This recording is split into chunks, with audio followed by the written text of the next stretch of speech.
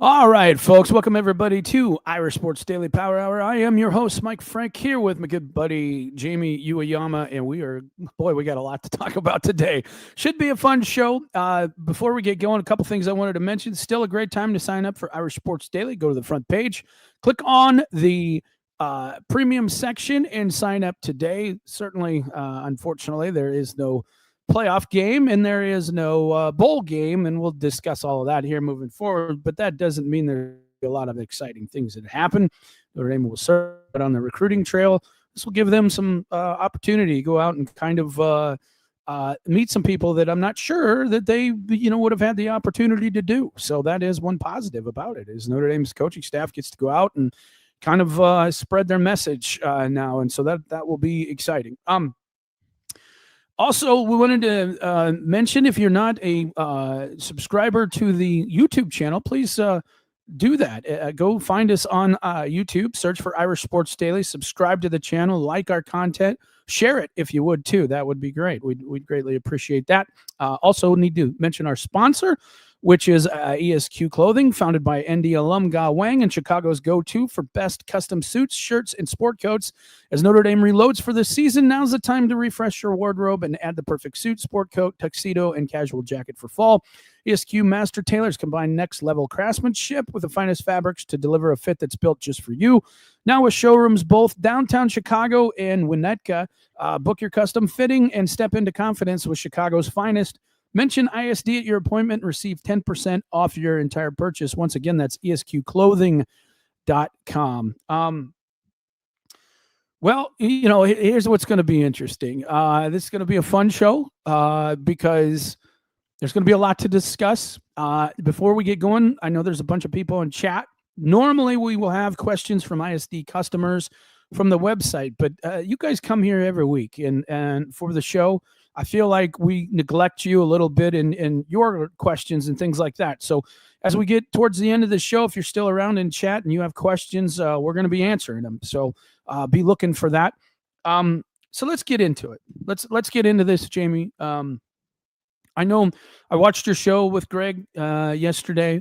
I agreed with pretty much everything you guys said. I don't know if there's a whole lot more that you want to add to this. But I put a post up today and a story up today, and so I want to just give the audience kind of my comments. And my comments are these: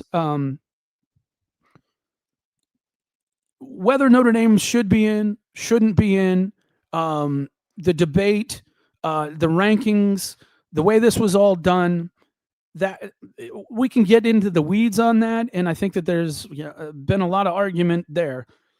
But what Notre Dame needs to understand at this point is these people are not here to help them, okay? Notre Dame is not going to get any favors from anybody because literally nobody wants Notre Dame to be successful. It's obvious that people hate Notre Dame. They want them to lose. They don't want them to be part of this. And that's fine. That's fine. And Notre Dame, to be honest, they made this bed by insisting on being independent. This is the result of that. But you need to understand that when you're battling and dealing with this moving forward. All right. I love Notre Dame's independence. I want them to keep it forever. I think it's fantastic. I think it's been great for the university. Is there going to be a time when there probably won't be independent? Yeah, probably. And that point may be coming much sooner than people know or understand. And please don't take that as some sort of hint that I know something going on. That's not what I'm saying. It's just it's going to get harder for Notre Dame to stay independent. And we're going to talk about that when it comes to scheduling and what's out there right now. This people don't understand. The rest of college football has they're playing this game of chess with Notre Dame.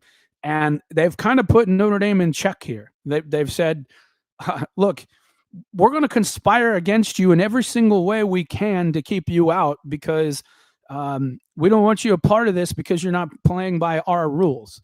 Now, that's a bully position. That's a position that they're going to take, and I understand that. Take that position, do what you want with it. Notre Dame needs to understand that this is going to be the case. And, taking the high road and and trying to be a good conference partner and all these things. You should do that, and Notre Dame did do that, right? I think they've been a great partner for the ACC, but I think it was also very telling in the Dan Patrick interview. Pete Bavacqua saying there is now permanent damage to this relationship that they have in with the ACC, and it should be. They should understand, and I realize Bavacqua was saying, well, we don't blame the teams. We don't blame the teams. They're just out there playing the games. And I like all the athletic directors, and I get why he's saying that. Yeah, but he's playing politics. Yeah. Yeah, you're playing politics. You got to do that. But who pushed this? I mean, the SEC, they're not going to do anything unless the members are the ones that are pushing it. They're the ones saying, get out there and do this. And of course they're doing it. And it's their right to do it. It's their right to do that. Fine. I have no problem with that. What Notre Dame needs to understand is what they do moving forward and how they attack this moving forward. And even if they can, I don't know whether they can or what the situation is, but here's the thing that I think people are not grasping about the situation, and that is college football, and these people have conspired, I believe, to say, we're going to get Notre Dame in this conference, and we're going to make it painful for Notre Dame until they join a conference, because they shouldn't get this, what they perceive as preferential treatment.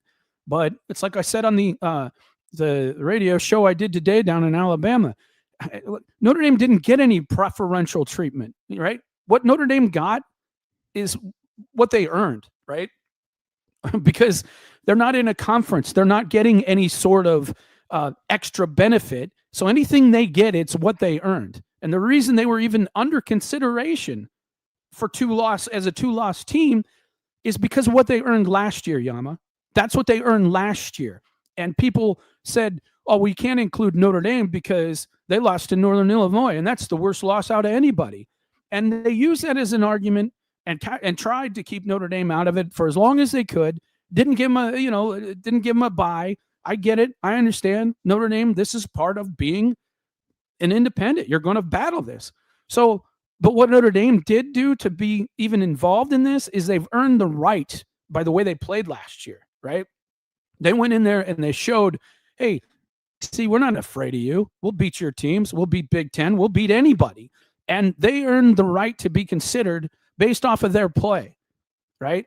Alabama didn't earn that right to be in this playoff based off of their play. They earned the right because they are affiliated with the ACC or the SEC, and they're living off their past success, right? Not what they did last year, not what they did the year before, but what happened under Nick Saban, who is no longer the head coach. Oklahoma, I have no clue how Oklahoma is in this playoff. I mean, all you have to do is watch that team. It does not make any sense. The funny thing is, they'll probably still beat Alabama. They probably will. And both those teams are not any good. But, the ultimate problem, as we all know, James Madison should not be in it. Tulane should not be in it. Whoever decided this was a good idea and even sat down and listened to this being a good idea, all those people should be off the committee, because you've now penalized a very good team, and not just Notre Dame, but some other teams who deserve to be in it. Vanderbilt, I mean, Texas, they deserve to be in it. I don't mind if Notre Dame, Vanderbilt, and Texas are in it, as long as James Madison and Tulane are out of it, right? Obviously, that's 13 teams, and you can't put that many in there. But if this is about getting the best teams in there, then this is about getting the best teams. But for me, Notre Dame needs to understand what they're dealing with, and they need to take a proactive approach to this, not reactive, proactive, because these people are conspiring against you. They don't want you to succeed. So you can't expect, the handshakes in these meetings and expect people to be sincere with you, and you can't trust their comments. How could you? Look at what happened. So Notre Dame needs to understand this and decide that, look, nobody is our friend in this, right?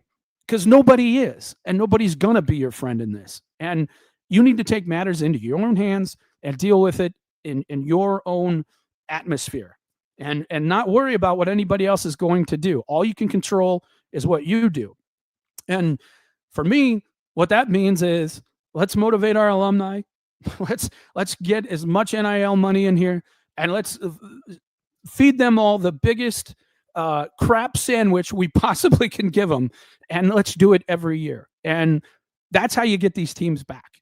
Because if you can be as powerful as I think Notre Dame can be moving forward, look, this is the best coach in college football. I don't care what anybody says. And you know what? I guarantee you, if they're not on one of these podcasts, they agree with me. They know Marcus Freeman is the best coach in college football right now. Certainly the most exciting. Certainly the most the guy that is getting his team very excited about playing and players excited to play for him.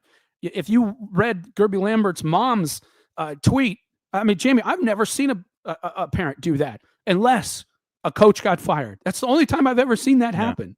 And here is this woman out there praising how much they love Marcus Freeman and how he treats her son and the rest of the players on the team. You can't buy publicity better than that.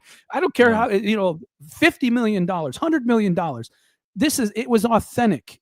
And that's the kind of impact that this guy has on his team and in college football. So again, kind of an epic rant. That's what I do here. That's my job. Although I know it can get annoying to some people at some times, but we can talk about all the particulars of whether they should be in, why it doesn't make sense. I know you guys did a lot of that yesterday, but it's like anything else in this world. The people, there are people in this world who want to complain and argue, and that's what motivates them. Those are not the people who need to be leading this situation right now.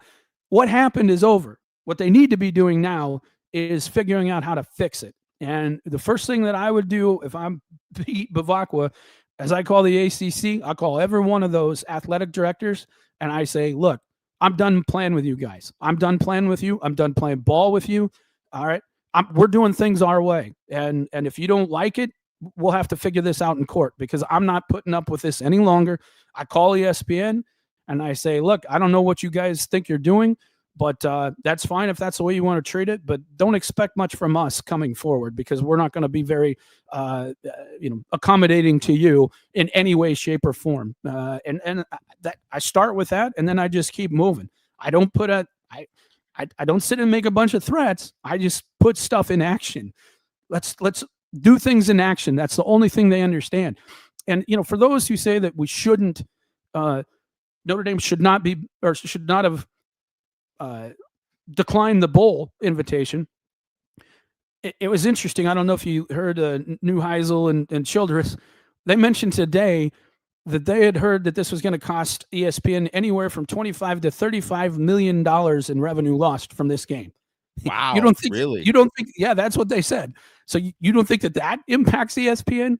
That tells you, hey, that's why this was done just as much as, and I'm glad the players voted for it, but you're sending a message at this. And so again, that's kind of my rant about this. We'll get your thoughts here, Jamie, and then we'll talk about some other stuff as well. Well, first of all, Mike, I agree with you completely in terms of they need to use this to rally the troops, right? Yes. Like that is absolutely like last year, the run that they had, and obviously like the belief in Marcus Freeman that he created, that obviously you saw with the investment in the program. Like the reason why Notre Dame has the awesome recruiting class it does is because all of the success they had the year before. I mean, yes, people want to play for a good coach. They want to play at a prestigious school, all that kind of stuff. But they invested into the program. So they weren't going to get outbid by anybody. If they lost somebody, it was because that person wanted to go somewhere else. It wasn't because they didn't have the funds to match anybody else or do anything. They had all this in place. Everything was being set into place for them to be, hey, whatever you need, right? And that was the thing that drove it, was the success last year. And really the success this year and getting screwed is 100% what's going to drive more money into the program, because that's the other way it works, right? And I really do think like part of the reason that even though, hey, I'm sure it ruffles a lot of feathers, him going and publicly saying like, that this is irreparable damage that the ACC has done. Who cares? In Go ahead. No, I'm for sorry. sure. Like I agree with you. Who cares, right? But I'm sure that does like a lot of things in terms of like, relationships going forward, all that kind of stuff, right? There's probably maybe it will have some blowback in some other sports for them or whatever, right? But what that does too is that's a signal to everyone who is pissed off about this. And there's so many people, not just, it means he's fighting for the program, he's fighting for the people within the program, all the people who are like, who, okay, so I just see like Tom Mendoza, he's tweeting out about it. He's tweeting all this, like those kind of people give money when Yes. they see this kind of thing because they are Injustice. outraged. Exactly. Yes. Injustice. And they're the kind of people who are happy when Notre Dame, when you said the thing of them losing the bowl game of ESPN losing, they're like, yes, do it. Screw it. Why are we Yes. doing anything for ESPN?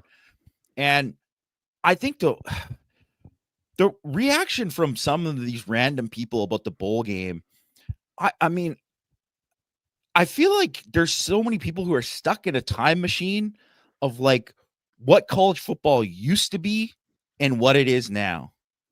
Because let's face it, now, especially with the expanded playoff, it is not the same as it was even like 4 years ago. It is not the same. So and especially in under the circumstances of, as Bavakwa explained and everybody agrees, they got the rug pulled out from them. And that's why. So it's not just them not making it and crying and taking their ball home. That's not it. It's they literally got screwed. They got taken out because they got taken out for reasons that had nothing to do with how they played on the field. And that is something that is not like similar to Florida State, where Florida State, like, they did get screwed. They got screwed a couple years ago, right? Where they couldn't get in. And I understand the arguments for why they went up. Yeah, they would have got killed. But think about how devastating it was for all those players on that team. And Yeah. they played in that bowl game against Georgia.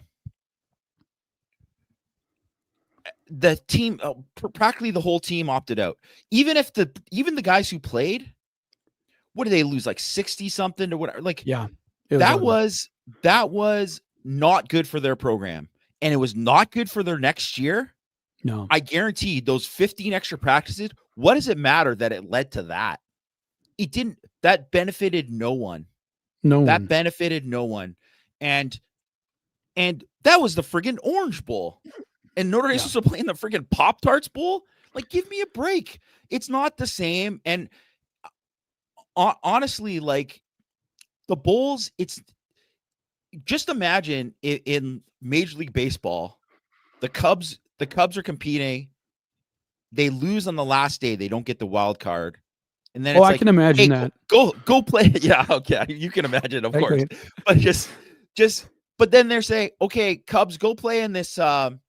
We're now going to do the Field of Dreams game with somebody else, and you just go and play there randomly. No, in no other sport would they do that. But that's how it's done in college football, because you play these extra games. Well, that used to be when the players weren't getting paid and there was like, hey, you get free gifts and you get this and that or whatever. It's not the same anymore. It's not the same incentive. And hey, even like people pointing to Vandy and Texas and BYU, and they're playing in the bowl games, they got left out. Well, they weren't in. They weren't in and got taken out. It's not the same at all. It's not the same at all for what it's done to the psyche of the players and all of that kind of stuff. And to even compare it, and I know it just, and all of that kind of stuff, and it makes Notre Dame the villain. And I 100% agree, Mike. They have to embrace it. They have to embrace it and be like, Hey, so My we're the next villain. point. Okay. Yeah. That's my whole point.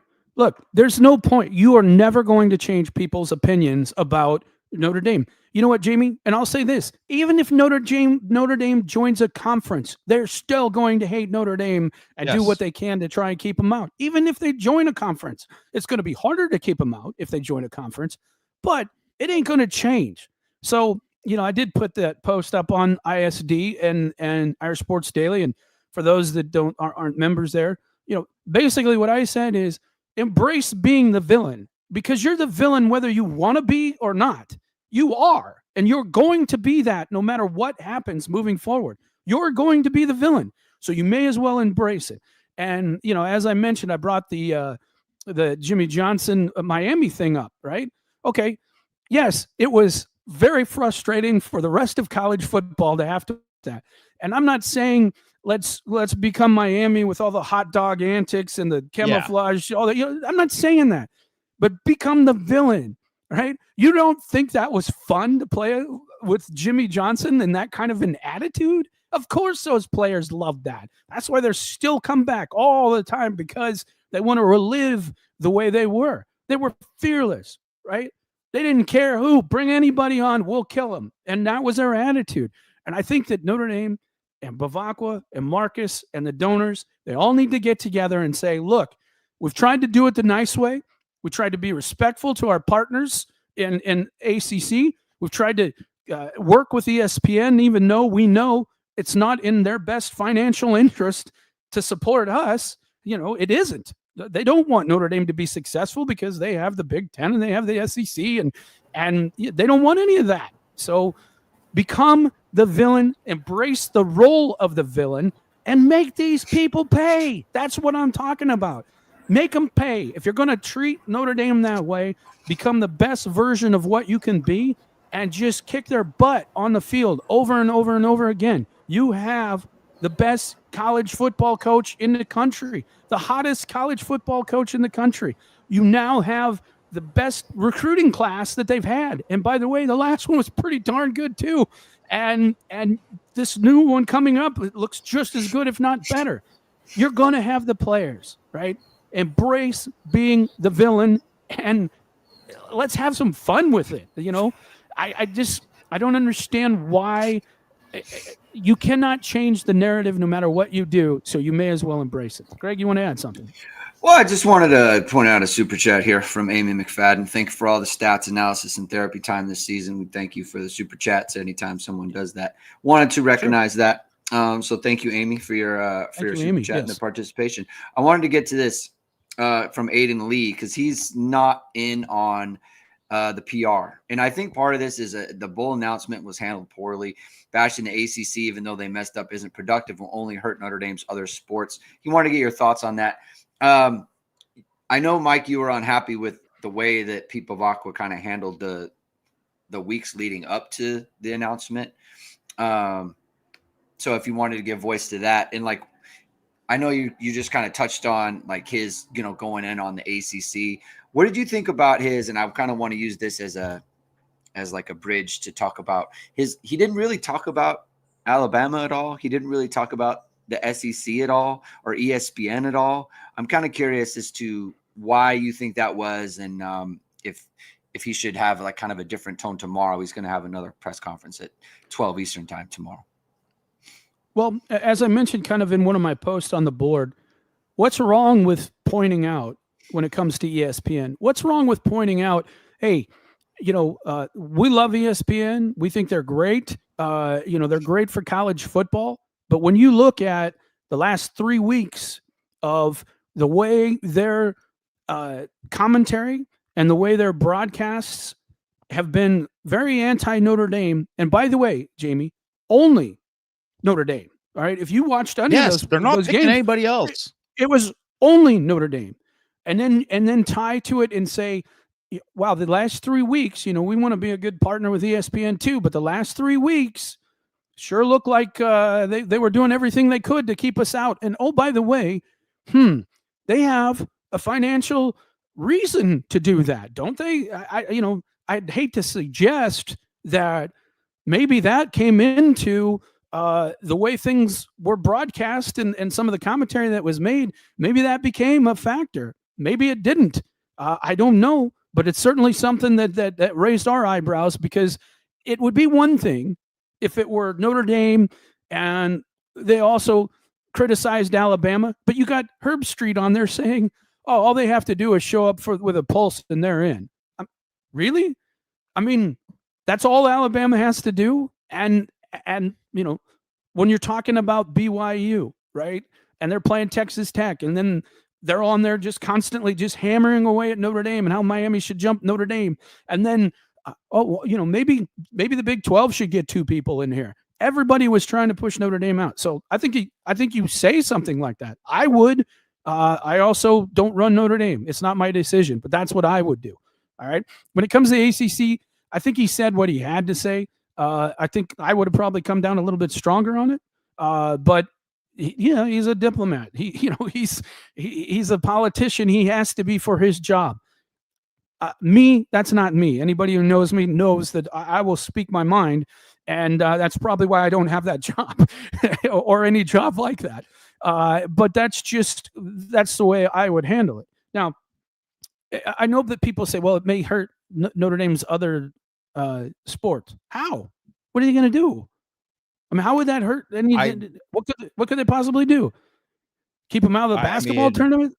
I mean, I guess they're already in a conference in every other sport. So how could it hurt the refs against them like they already are in football? I don't know. Maybe something like that. And by the way, in my suggestion, what was the first thing I said? I would tell the ACC, your refs are not refereeing our games at all. And not only SEC or ACC, SEC, Big Ten, we're not doing that anymore. Sorry. If it's played at our game, at our home, you guys get to have your officials when we play at your house. If you're playing here, we're not using your officials. We're using our own.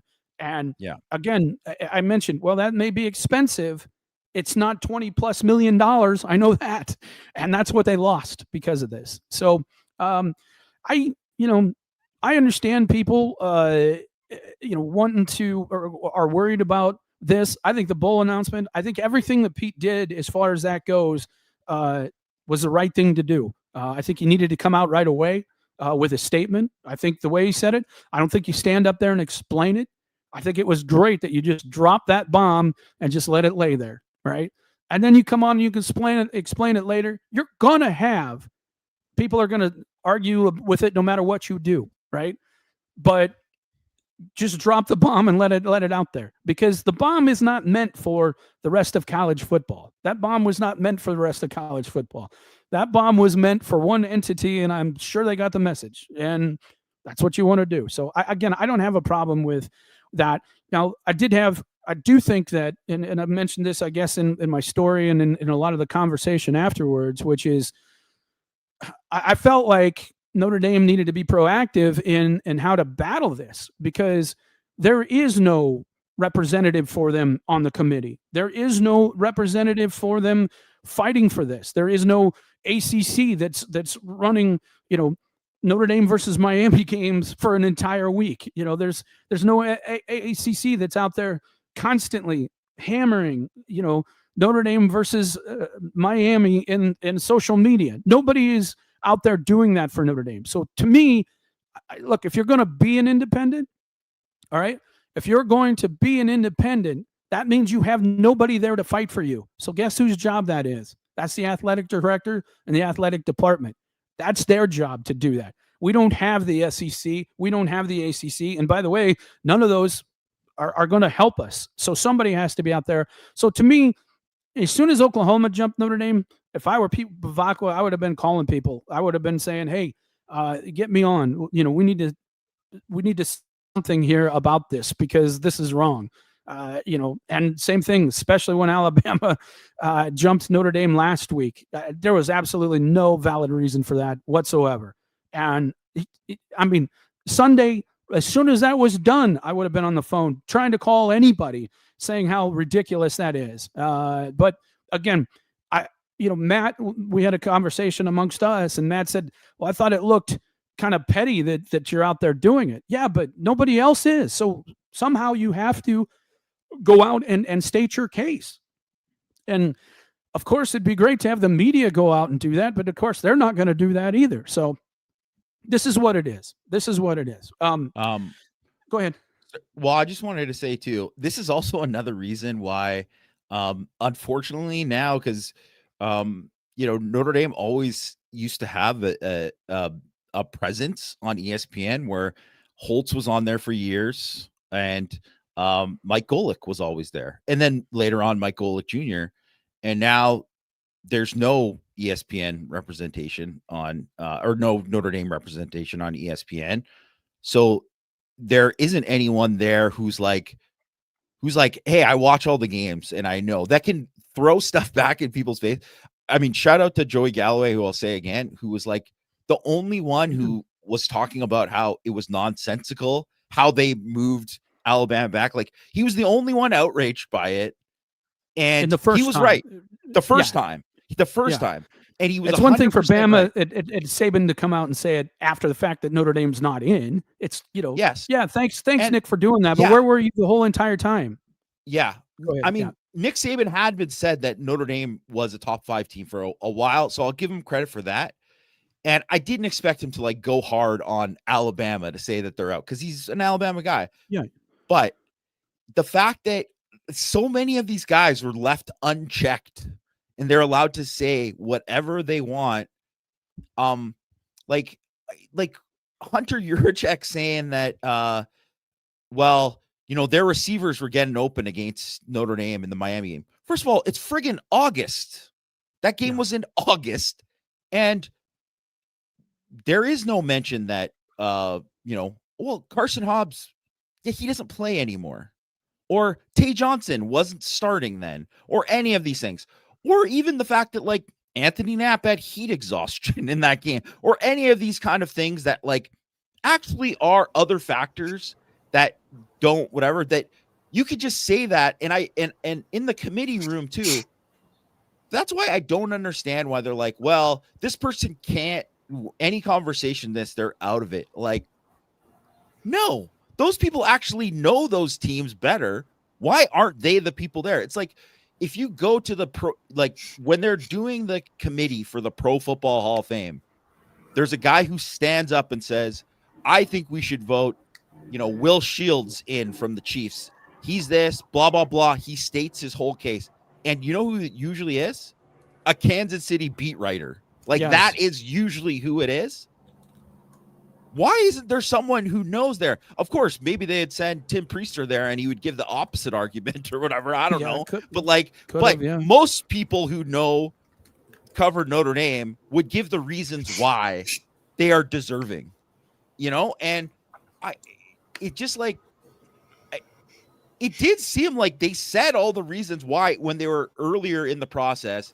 And I'm not saying it was because of Mac Rhodes was there and then it was Hunter Yurachek.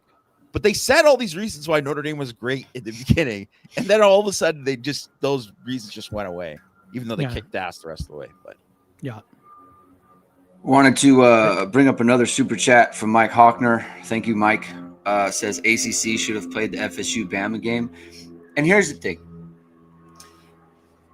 the fact that he was talking about like go watch the Miami Notre Dame game. Like, that really doesn't sit well with me, because like we all know what happened, right? Like, so to me, it's like that one game, like if you think about it, that one game was the most important game in college football this year. It wasn't FSU Bama, as Mike Hockner, like, he talked, their receivers were getting open. Their line dominated the line of scrimmage. Their athletes looked better, right? The game was 24-24 with 5 minutes left in the fourth quarter.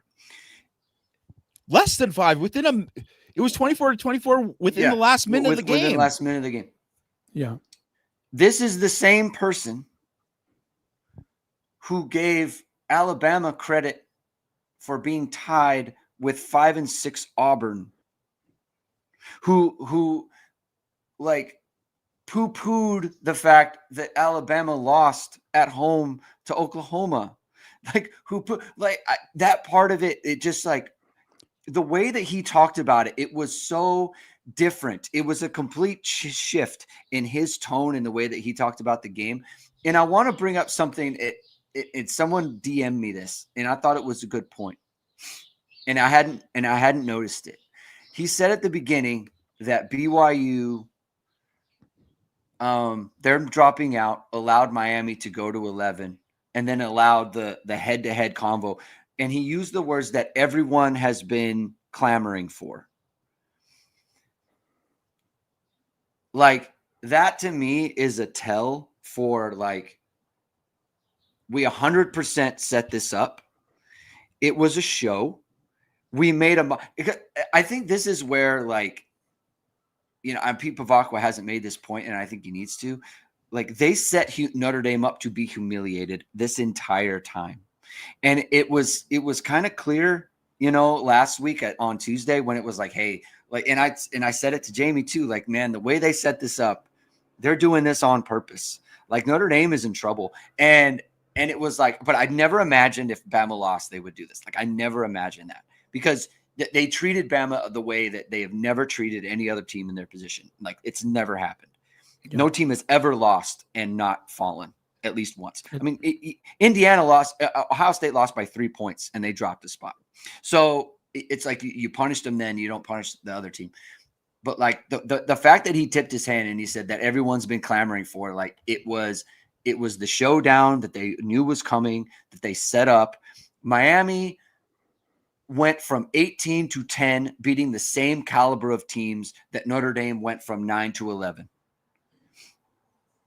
Yeah. Oh, there's no doubt. There's no rational explanation for that. And the difference is they lost 2 games in the process, right? They lost 2 games that should have lost to Stanford. You know what I mean?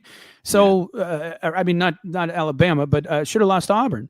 They lost those 2 games, and then they should have lost to Auburn, which is 3 out of their last 4. So, here's the thing that I think that the Irish fans are having the biggest problem with, and I don't want to speak for everybody, but I wanted to get your thoughts on it. I think the biggest problem that Irish fans are having is Notre Dame was going to get healthy, right? Charles was coming back. Tay Johnson was coming back. Rubio was coming back. As much fun as I had last year, I really think Notre Dame they had a great chance to win the national championship. I really believe that. I firmly 100% believe that. I think every Irish fan saw that and understood it and knew that, man, we just got to play the games. The way we're playing, the way they played the first half of Stanford and the way they played Syracuse, and I realize those are not good teams, but just a pure focus and precision that Notre Dame played. They were dialed in as you possibly could be dialed in. Unlike Miami, unlike Bama, unlike Oklahoma the last few games, right, they were as dialed in as you could get. And Notre Dame, I really believe they had a great chance to win the national championship.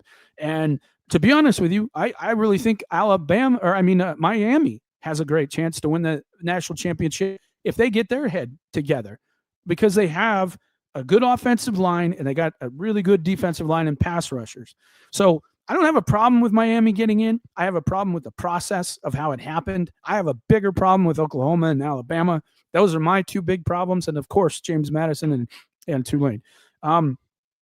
So here's the issue moving forward, Jamie.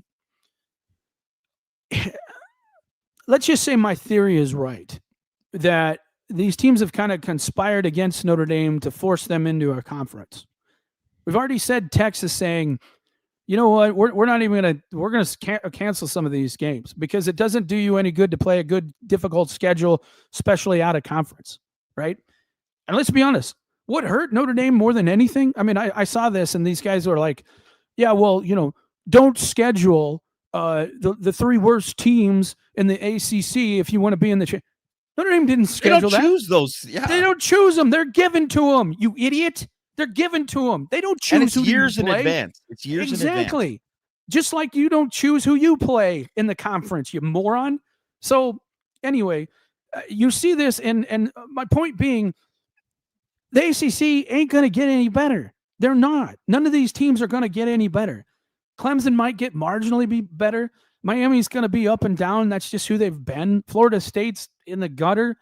None of these teams are going to be any good. This is going to hurt Notre Dame moving forward because they're in this conference and they're stuck playing these 5 awful, terrible, just terrible, bad football teams. That's what's hurting them, right? Notre Dame's not afraid to play a difficult schedule. They'll play Texas A&M. Look at who they're playing. I mean, when you look at the future of who they're playing, Jamie, it's incredible. I mean, you know, they played Texas A&M this year. They got obviously next year's not that good, but they got Clemson coming up. They've got Texas coming up. They have Alabama coming up.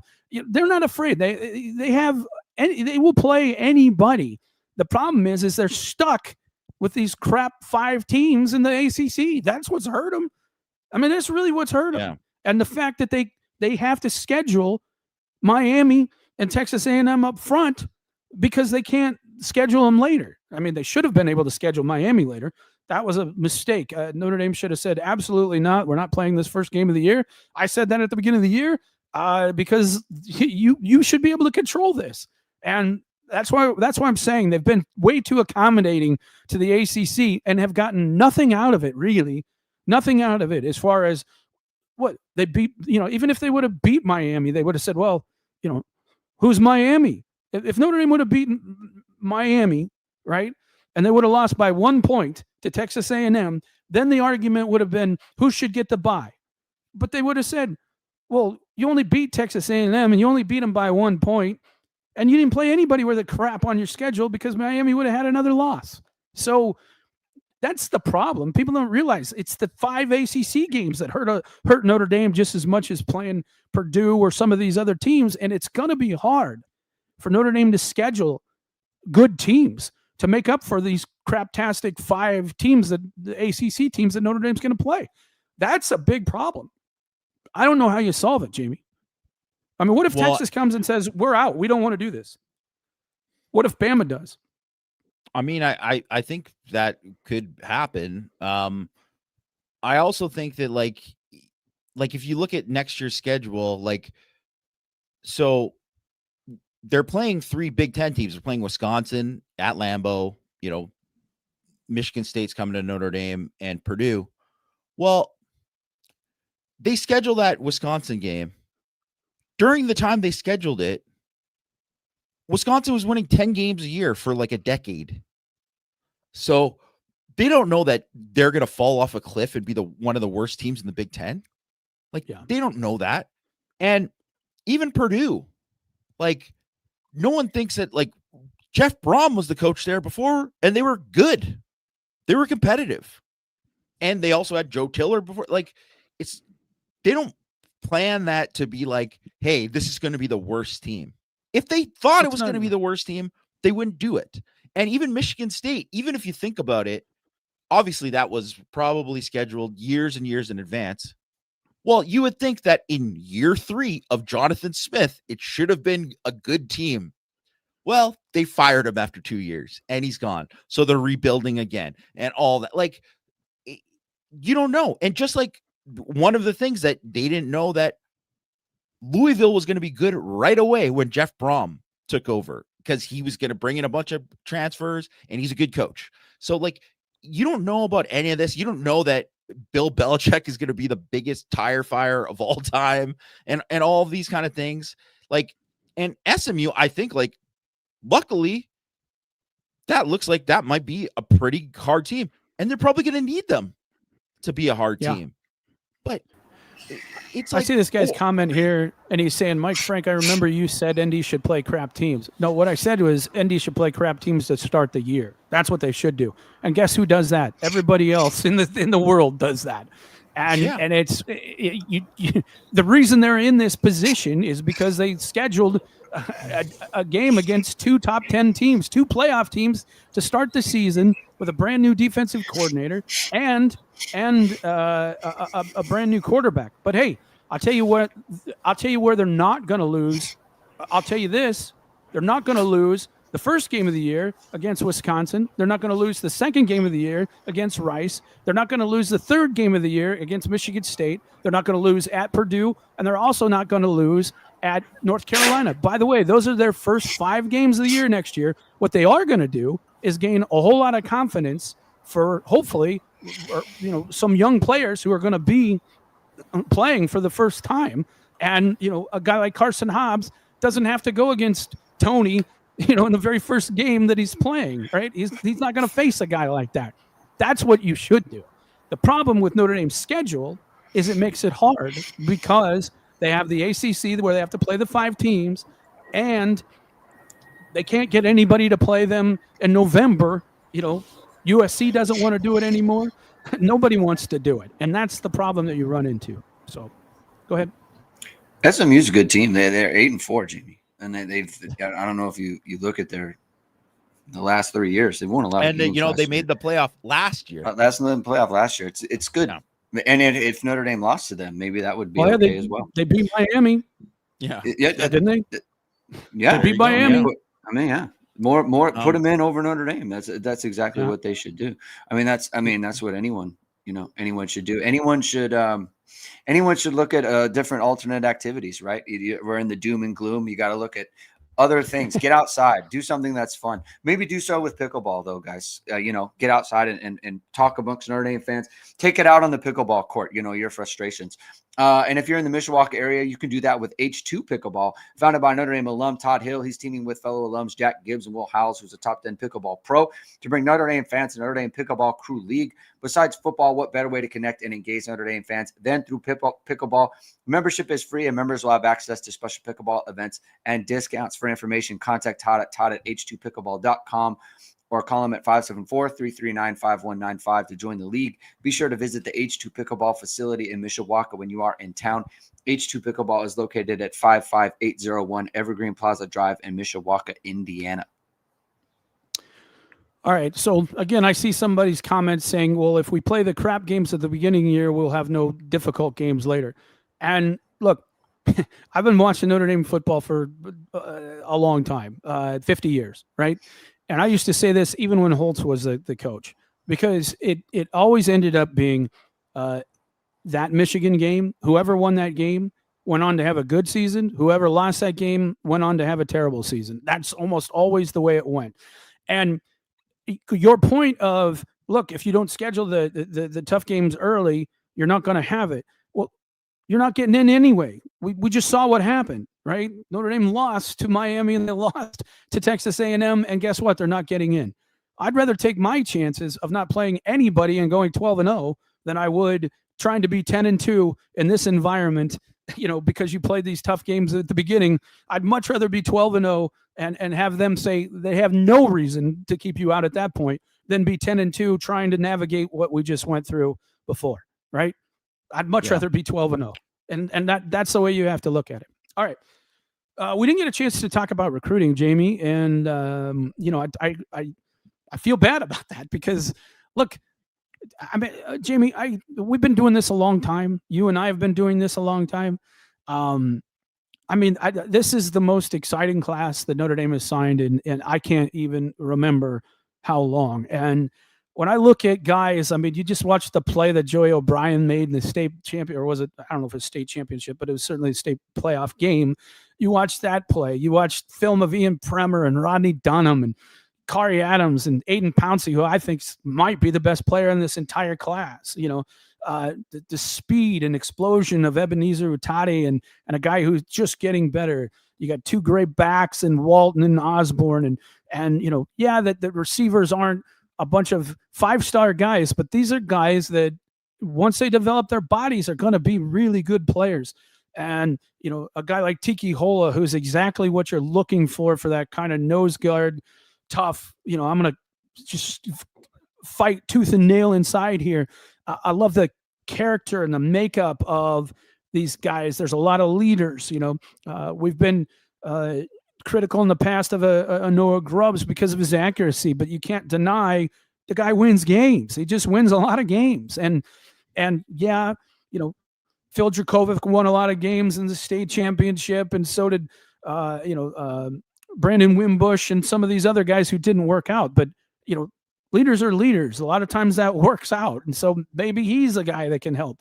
But I just think I feel bad that we didn't spend a lot of time talking about this group, and I want to just make it known. I really really like this recruiting class.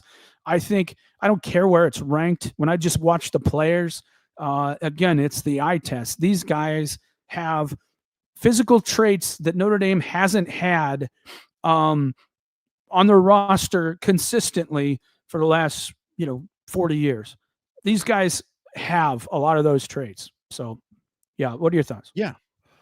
No, I think there's so many guys. There's so many guys in this class compared to any class in the last 10 years that you could legitimately say, like, if they hit their ceiling, like if they're going to reach their ceiling, that guy could be a first round pick.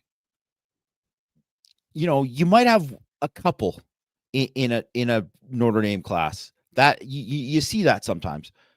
And then maybe there's a surprise or two, right? But to have this many guys where you're like, oh, this guy's like a freak of nature, like that kind of like, obviously it shows up on the field. It's not just like they're an athlete, but you see that athleticism, like the size and athleticism, just like the traits overall.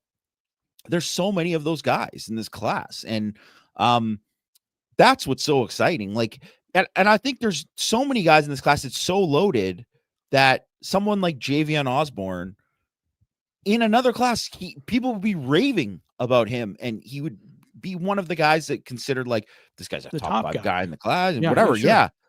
And he could be just amazing. I think he is going to be a really good player, but it's like some of those guys get forgotten because of how deep the class is. So I just think like the depth of the class, the quality, I think one of the biggest things this year is obviously they closed on so many of these guys when it came to, hey, these are the only guys on their board. You got to close. Well, they closed on them. But more so than that, there's been so many years, Mike, that you and I have talked about how, they're only taking 2 of this, or they're only taking 2 of this receivers. They're only doing this. And then they don't take this one guy, or they don't go all in for one guy that could be a difference maker. And that wasn't the case this year. They said, nah, this guy's too good. We're going to go for him. So like a Premer is the perfect example. Sure. And Ian Premer might end up being, the best tight end that they've had in whatever. And they've had a lot of stud tight ends. Like that's how you get to that point. Because that is essentially what, when you think of like Georgia, when Georgia's like getting all of those guys that they want, and they just keep adding, you're like, man, did Georgia sign all the good D tackles in this class? Yeah, they did. Yeah. Like that's how it is. And you have to approach it that way. Right. And obviously you don't want to overcrowd it, and there's things you want to think about, but you're not going to deny someone who can be a difference maker. And I think that's something that's really kind of stood out. The class actually could be exceptional. To think of them having Joey O'Brien and Aiden Pouncey in the same class is like, blows my mind that they're going to do it. And there's obviously a lot of young talent already on Notre Dame's roster. And that was the thing that I think really, like, going into camp, Mike, and going out of camp, what we heard and what we saw and everything was, this was probably the most talented roster, top to bottom, that Notre Dame has had in the last decade. And they obviously had some really good teams, but this was the most talented, just all the way through freshmen to seniors, all the way. And they're going to, like, the talent is still being upgraded. I just think, it's going to be kind of scary how good, the program can be, as long. And the thing is this year's a perfect example. We just see so much development from the guys. You see guys getting better, and even if guys don't develop right away, you see guys still make progress, and then all of a sudden, then they make a jump, right? And that's what I'm excited about, because I think most of the guys who are the top guys in this class, like if they don't develop and reach that ceiling, it's because something went wrong, an injury, something else, too crowded the position, whatever. It's not because Notre Dame didn't develop them and put them in the right positions to succeed. Yeah, I mean, I think that's the other thing too is like last year's class. I really like last year's class, and let's be honest, it's showing up already, right? Guys are starting to show up. But when you look at like Chris Burgess, who I think is Notre Dame's best, prospect at D line from last year's class, is he Rodney Dunham? No, but I think he can be pretty good. But I think Rodney Dunham, they get Rodney Dunham, plus they got Uyeyama, all right, plus they got Tiki Hola, plus they got Elijah Golden, and compare that to the class before that, and it's just a different level. It just is. I love James Flanagan. Everybody knows I love James Flanagan. I've been the biggest James Flanagan fan, other than probably you, out there doing this, and I love that guy. But Ian Premer and Preston Friesel, there is equal, and you got 2 versus 1. So this is kind of what I'm talking about. This is where you're building on it. I did see a question here that I wanted to address. Will ND being shut out of the playoff affect 2027 recruiting or portal recruiting? I don't think so. And again, I just go back to I don't think people understand how, or some people understand how impactful Marcus Freeman is. And like I mentioned, you just have to go and read Gerby Lambert's mom's tweet and read what she said there. And that should tell you how people feel about Marcus Freeman and his program. And so if you can actually get around that and see it and see the kind of impact he has, and listen to the parents talk about it, because that's a big part of it. When the parents are happy saying, oh, my kid's not even playing. I mean, I know a couple parents of players who really aren't even playing. Their kids are not playing right now. They will maybe at some point, but they probably will. Or I should say they are playing some, but not to the level they'd like. They're thrilled with Marcus Freeman. They love him. They think he's fantastic. So, and that's rare that happens. Usually if you're not playing, your parents are not very happy about it. But I think that they realize who this is. So I'm not concerned about that. I'm not concerned about portal, because portal is going to be all about opportunity, and it's going to be all about money for that guy. And anybody going into the portal, of course they want to play for the national championship. Everybody does. But that's not really why they're going into the portal. They're going into the portal to improve their chances to become an NFL player and find an opportunity to shine on the field.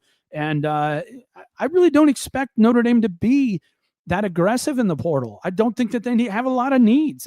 We'll see what happens at offensive line. Does both Wagner and Schrouth go? If they do, that opens some opportunities. But even if, say, Schrouth sticks around and Wagner leaves, Notre Dame still is going to have a lot of guys there. What does a guy like Sullivan Absher do if he doesn't see a clear path to start? Does he do what the guy from Tennessee, who was that guy that was here?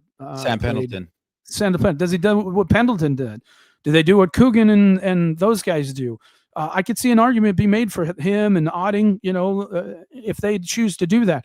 The good news, especially with Otting, I got to believe he's very close to graduation. So my guess is he'd want to finish it out. Can you keep Absher? I don't know.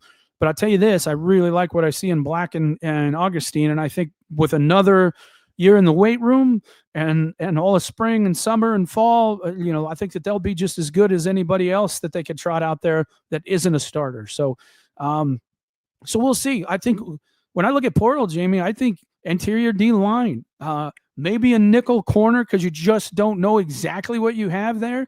Maybe a nickel corner, maybe a linebacker. I doubt it, because you got a lot of good guys. I think Drake Bowen, it depends on what he does. But it's hard to find a good quality linebacker in the portal. It just really is. They should be fine at safety, should be fine at corner, other than slot corner. Maybe a big boundary receiver. I could see that. But that's it. The other thing I think that you will see, even with Teddy Girard coming in, if he reclassifies, and Noah Grubbs, you don't want to be in a situation at quarterback where you have two true You're freshmen two freshmen, as your yes, backup. backups. Yeah, you just don't want to have that if you can avoid it. So it wouldn't surprise me, to go in the portal, maybe find a MAC kid that wants to get into coaching.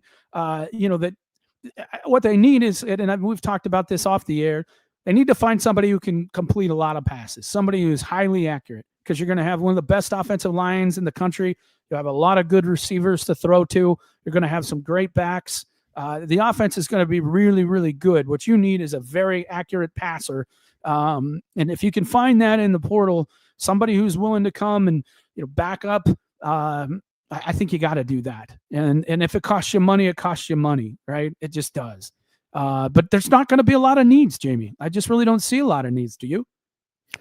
No, they don't have a ton of needs. I totally agree. Like backup quarterback, I think is a thing. Like they got to get somebody there exactly who knows their role, who absolutely knows their role, right? And that if you had to play in a pinch in a game, he could step in, right? He could step in, and maybe it's the kind of guy that if he's around better talent, he's going to succeed. At least maybe not to the point that CJ Carr succeeds, but he's going to be able to win you the game, right? Like, so I think that's something I think they kind of have to do, because you don't want to have a season where if your starting quarterback gets hurt, well, it's done. You can't be in that position. Yeah, right? no Like, doubt. You can't be in that position. There's too many good players on the team for you to be in that position. So I think nickel too. I think if that's something, it should be like every year based on, and you even saw how at the end of this year when Devontae Smith was healthy and how much that helped. And it's not to say that Dallas Golden might not be the nickel next year or whatnot, and maybe they'll feel comfortable with that. And they obviously were bringing in a talented freshman group too. Those guys could play. I just think getting a guy, even if it's not necessarily, hey, this is Jordan Clark or this is Devontae Smith or this is Thomas Harper to start. If you get a guy like a Rod Hurd, like who is there, and it's like, this guy can play. He can play. He'll help, mentor some of these other guys too, and he can play like that. That I think is an important thing. And I do think like defensive tackle, if they can find another Jared Dawson, like that kind of guy, obviously, I think that's going to be important, right? That's going to be important. Most important. They got to get at least one. You got to hope Onya can come back. We got to hope Onya can come back. I'm not really sure. I'm not really sure how he can, because he's out of eligibility unless they're able to. It's going to be medical, is what they're applying for. Yeah. So if he can come back, that absolutely changes things. Like, totally does. You still need a Jared Dawson, but that just really still need that. chances. But that absolutely, brings thing up.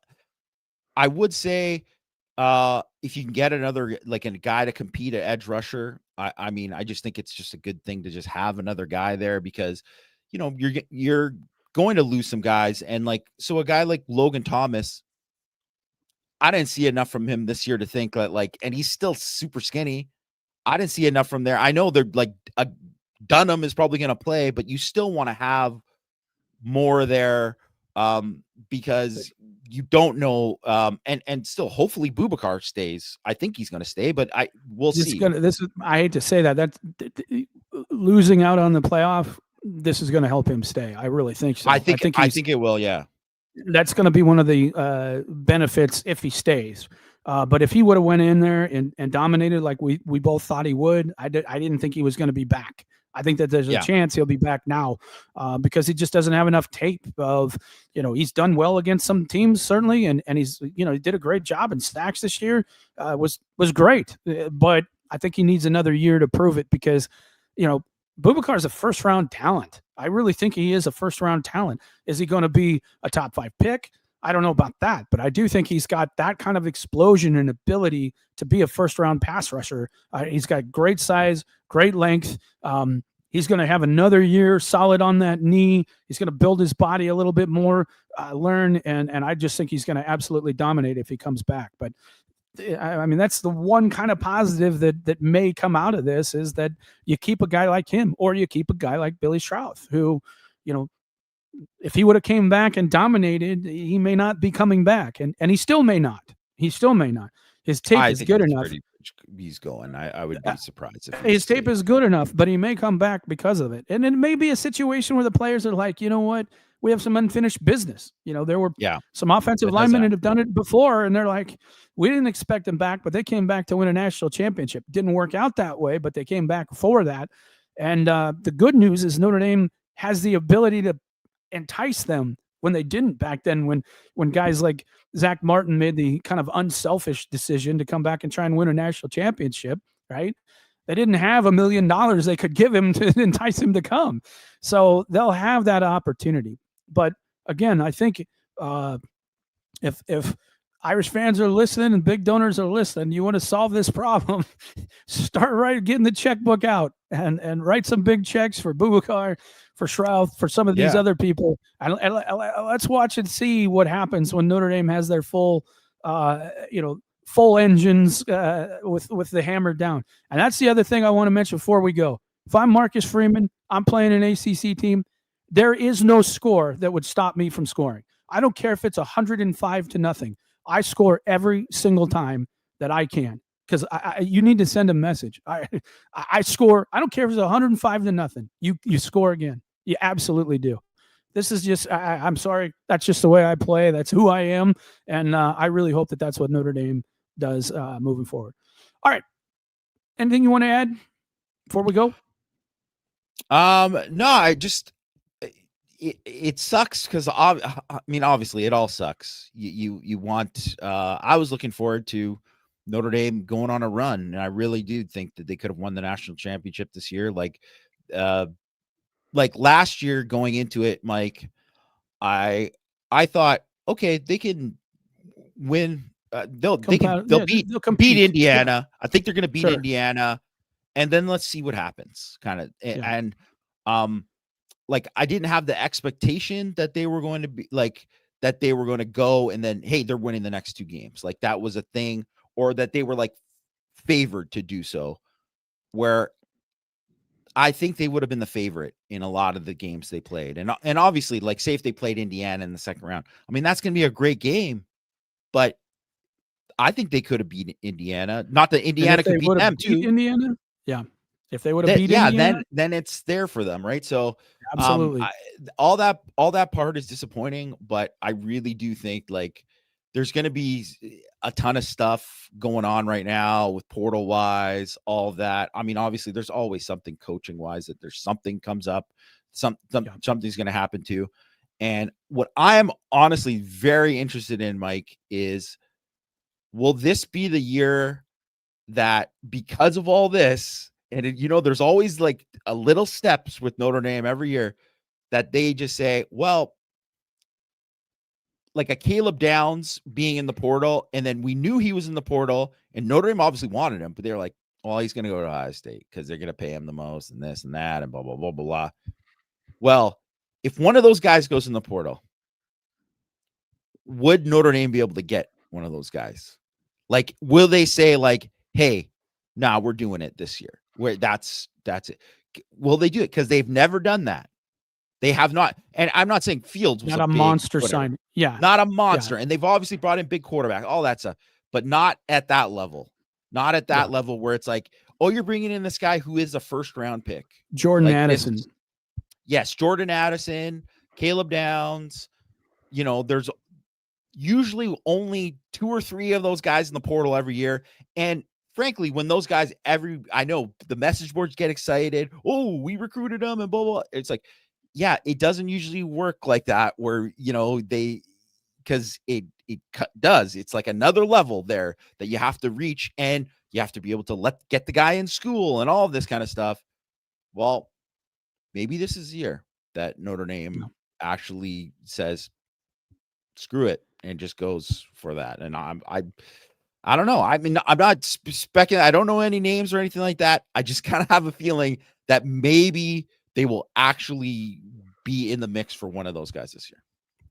I have a feeling people have been on the phone and they've been having conversations and some checks have already been written. Again, don't say that. Don't say that. I please don't infer that I know something, because I don't. if people like us are as mad as we are, I gotta believe they are too. And so we'll see what happens. And it's just look, whatever happened, it is what it is. I just feel really bad for the players because I really feel that they had a chance. They really had a chance to win it all, and it's just sad that it was taken away from them. It really is sad. I understand why. It's the rules. You can't really do anything about it. All you can do is react to what happened and try and make sure that it doesn't happen again. And that's what Bavacqua needs to be doing right now. That's what Notre Dame's alumni need to be doing. That's what everybody needs to be doing. And look, don't watch ESPN. Don't watch them. Just don't watch them. Don't watch them for any reason at all. Don't watch the games. Don't watch anything. Anything. I'm not watching a single game on ESPN unless Notre Dame is playing. I'm not watching a single game.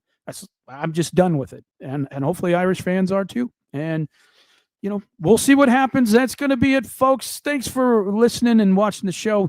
We will be back next week. We'll talk hopefully some portal stuff. I'm sure Notre Dame will be out the road recruiting and excited about the offseason. Even though this ended the way it is, I think it's going to be a fun offseason. Hopefully Notre Dame can hold on to their coaches, hold on to their best players, and then let's see. Let's build this thing and see what happens. Thanks for listening. We'll talk to you next week on Power Hour.